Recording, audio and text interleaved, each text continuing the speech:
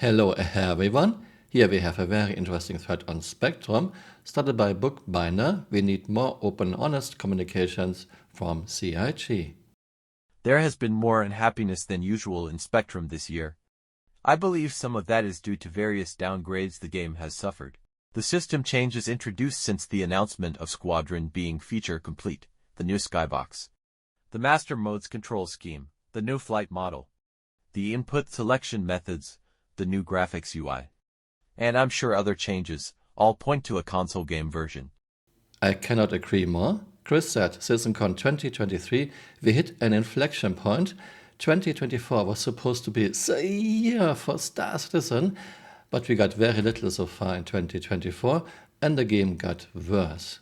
Terrible, no fun master modes in 3.23 for console port. Terrible, very user-unfriendly Ironman UI in 3.23. Loading our ships ourselves at outposts using a magical handheld tractor beam while everyone can just get onto our ships and fly away in 3.24. We still don't have keys, no biometric lock, nothing.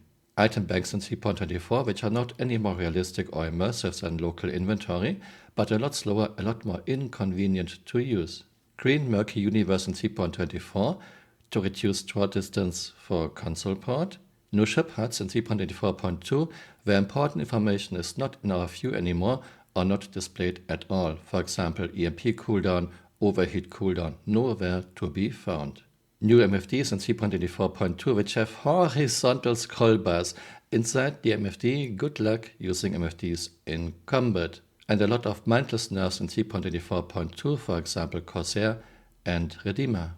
CIG have not announced that there will be a console version of Squadron 42, and rather than admit we're suffering these downgrades to help test and polish the console version, they have made up stories about why these are good changes. CIG was talking to Microsoft. I don't think Microsoft will give Chris money. They had to remove Chris from the game freelancer in order to finish it, but Microsoft surely is willing to distribute Squadron 42 on Xbox consoles when it's finished. A number of backers, myself included, have stopped playing and also funding the game as these changes are contrary to the original vision and not what we expected for the future of Star Citizen. Yeah, player numbers are way down since introduction of master modes and all the other changes, and of course the game is in a very, very sorry state. Massive lags, massive DIMMs, just getting into your own personal hangar and spawning a ship can be a challenge. So yeah, no wonder why not many people are playing anymore.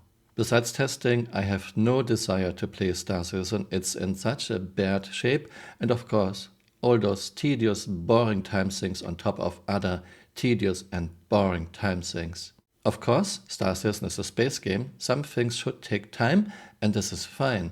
I don't want to be able to teleport all over the system. But what Chris does, what Chris wants, goes far beyond this. This is not a game anymore. This is some kind of bad real-life simulation. And of course, we are getting more time sinks, permadeath, toilet gameplay, personal hygiene. We have to micromanage every single thing on our ships soon.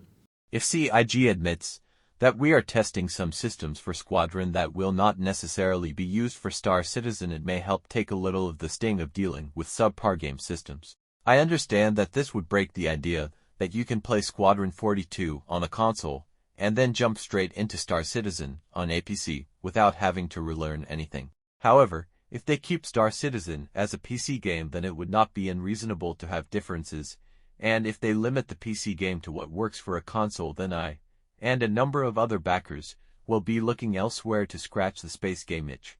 There can easily be a single-player game and a multiplayer game that have different mechanics. In a single-player game, you have scripted events. It's very easy to balance this game. Multiplayer is very, very different. Not to mention that we have a lot more ships in the PU than we have in Squadron 42. My guess is, since CIG has achieved so little in year 13 with more than $730 million, their only hope is now to shove a single-player mechanic into the multiplayer game. Which of course is a total disaster for Star Citizen. What Bookbinder wrote comes from a very concerned backer. He just gave his honest opinion. This was not aggressive, and I can agree with most of his points. So how did CIG react to this? Of course, this thread has been locked, and CRG deleted lots of comments. Lots and lots of comments. This is the first one that was not deleted. I guess Siva is one of those deleted comments. Please list all of the just plain lying examples that you know of, exact quotes, dates and names. And Praetorian did exactly this. By the end of this year, 2015, backers will have everything they originally pledged for plus a lot more. Yeah, Chris Roberts said this in 2015 in the famous Polygon interview. Here's this quote. I made a video about this. Yeah, Chris said this in 2015. More than 9 years later, we don't even have 10% of the stretch goals in the game, and the game is still a very rough tech demo at best.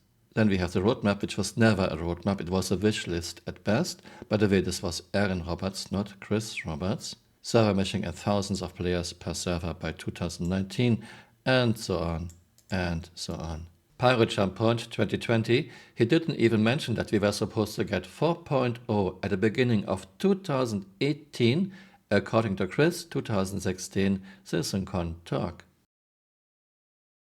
There we go. And then finally, 4.0.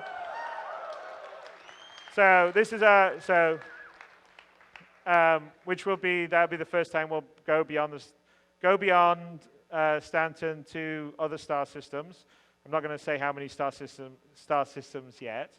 Theaters of War, iCache, and so on, and so on. If you ask me, we are really at an inflection point that this thing will go down. CRG cannot even have an honest discussion with us on Spectrum. For year 13 and more than $730 million, CRG has achieved so little, I have no idea where the money went. CRG cannot even do very basic things that small indie devs can do in year 1. But CRG is still painting beautiful pictures of all the things that are just around the corner, for example base building recently at CitizenCon with huge bases. I myself hardly play anymore and I stopped giving CRG money. I'm way past concierge, way past concierge, but I don't want to throw good money after bad money. I'm still willing to give CRG money, but I want to see some real progress and things like master modes, murky universe, this terrible UI we got in 3.23 and 3.24.2 have to go. This is the minimum requirement for me to spend any more money on Star Citizen. Thanks for watching and see you next time. Bye. Auf Wiedersehen.